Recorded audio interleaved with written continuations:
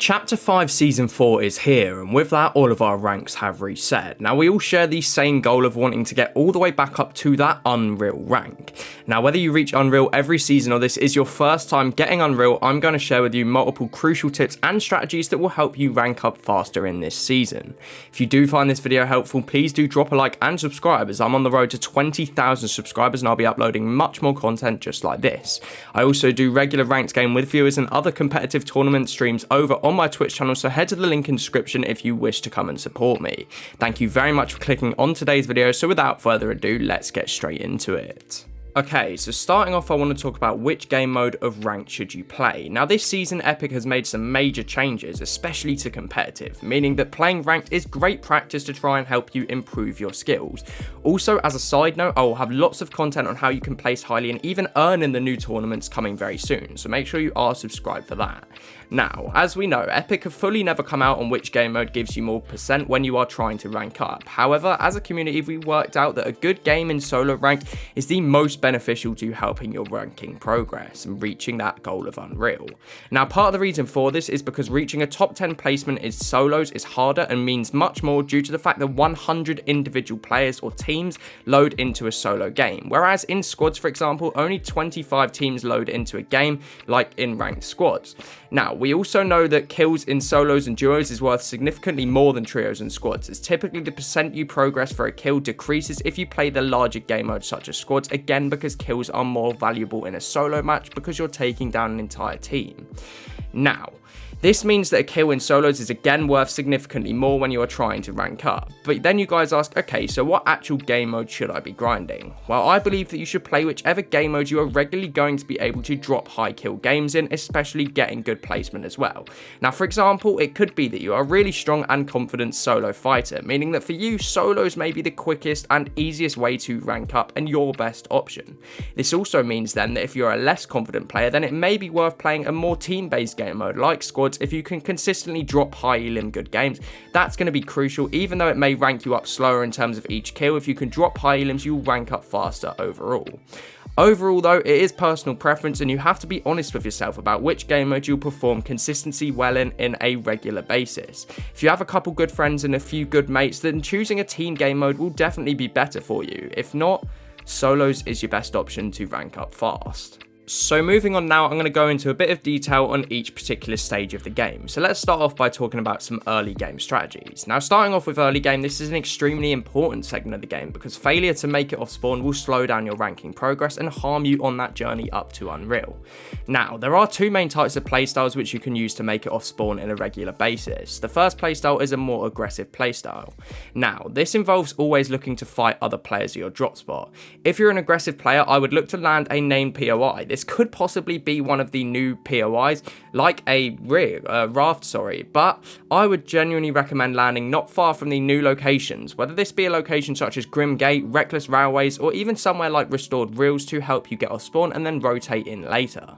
Immediately once you land and grab a couple of weapons, it's crucial that you always look to give yourselves the materials advantage off of spawn, as having more mats is often a decisive factor in an early game fight. Now, if multiple people landed at your drop spot, often while you take this time to farm your fast farming mats, whether this be your trees or rocks on the edge of your POI, the other players within your drop spot will end up fighting each other. They'll get impatient and they aren't properly setting themselves up off spawn.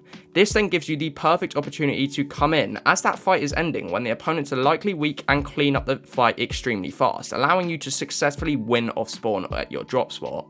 As well as this, whilst you guys are in the lower ranks, most of these opponents aren't actually that skillful, meaning you can pick up a lot of easy eliminations in a short time period, which is perfect to help you rank up. Moving on secondly to the calm playstyle, I would recommend landing more on the outskirts of the map, as this is likely to be less congested. Now, this could be a drop spot which you found last season or one that you have already found this new season, but it mainly only wants to be contested by 1 or even 2 players, but that is the absolute maximum. Now, it's important that you are going to need to learn the loot routes at the particular drop spot and also the rotations out of there to be most successful on a regular basis. Consistently getting off spawn on a regular basis is the easiest way to gain ranked percentage at a fast way. We know that and we have experienced this since ranked come out.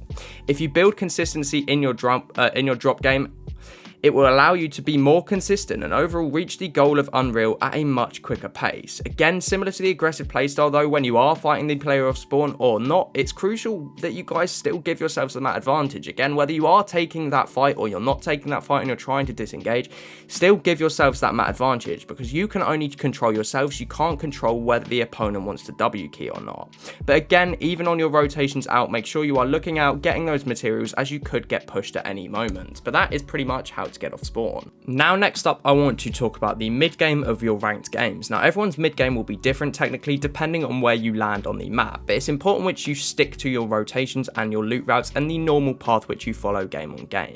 Now again, there are two types of player for the mid game, similar to off spawn, where you have the calm player. So starting off with the calm player, the thing you want to do is rotate to the dead side of zone. Now I think everyone by now actually understands the dead side, but if you don't, it's effectively the part of zone where the least amount of players are. Now this is because the zone could have constantly pulled south, for example, down towards Redline Rig and Brutal Beachhead, and that means the top half of the zone may be restored reels, the raft, that's more likely to be congested, but down near the rig where people haven't had to rotate into, where anyone who's there has basically either rotated in there onto dead side or just landed there off spawn, is likely to be much less congested.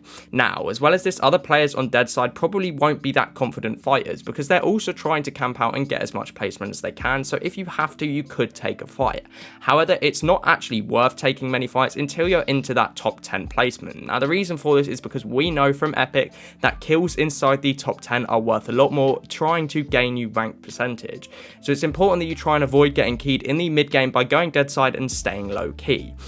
Now again, if you are an aggressive player, this is where we have a different bit of a playstyle once again. Now it's all about smart W keying. Now you don't have to be scared to fight people, you can go and fight, because obviously mid-game kills, whether it be top 30, top 20, is still going to gain you good rank percentage. But you want to make sure that when you are taking these fights, you're taking them in a location or a spot where you're less likely to get third-partied. So don't W key on congested side when a medallion is nearby, for example. Keep an eye out for just little things like that.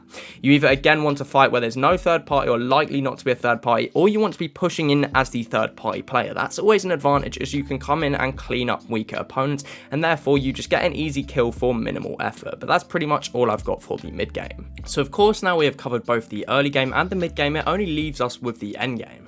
But what actually is there to cover about the end game of ranked? Well, there's not actually that much of an end game. Often when you get to moving zones, there's just a couple players alive. So it's all about literally trying to make sure you go for that win. The win is going to give you the most amount of rank percentage. Now I know, yeah, go for the win, everyone knows that of course, but it's important which you try and take height in these end games when there aren't many players alive. Take height, pressure down onto the opponents below, especially if you have the medallions, whether you have the new Ocean's Burst Assault Rifle or something like that. It's very easy to pressure your opponents, they're likely to panic, especially if you're in the lower ranks, and you can get that win. But once again, there isn't too much to learn about endgame, so let's talk about patience and consistency when trying to rank up. Now, anyone who has ever got Unreal knows that there's going to be ups and downs. There's going to be times where you go on a 3-4 game loss streak where you continue to die off spawn, and in these instances it's going to feel like you're never going to be able to rank up, you're never going to get to Unreal. But actually, getting Unreal is relatively straightforward. Again, you just have to be patient and you have to be consistent. Now, I've already explained consistency earlier on in the video, but what do I mean when it comes to patience? Well, like I've said, you're not magically going to get Unreal tomorrow or even this week. Now, some insane players might, but they are insanely high skillful, and this isn't the majority of the ranked player base. It may take you a few months, even the entire season, to try and get up to that Unreal rank, but stick with the grind, stick with your game plan, don't switch it up even if it's not going too well. You have to focus on the same game plan, and eventually once you learn it correctly, you guys will start to see results, and once you start to see those results, I guarantee you Unreal will get right around the corner. Now, I hope you have enjoyed today's video. If you do want to learn how to become a better fighter and improve your fighting, please click this video here on screen. Without further ado, I will see you guys in the next video. Peace out from me.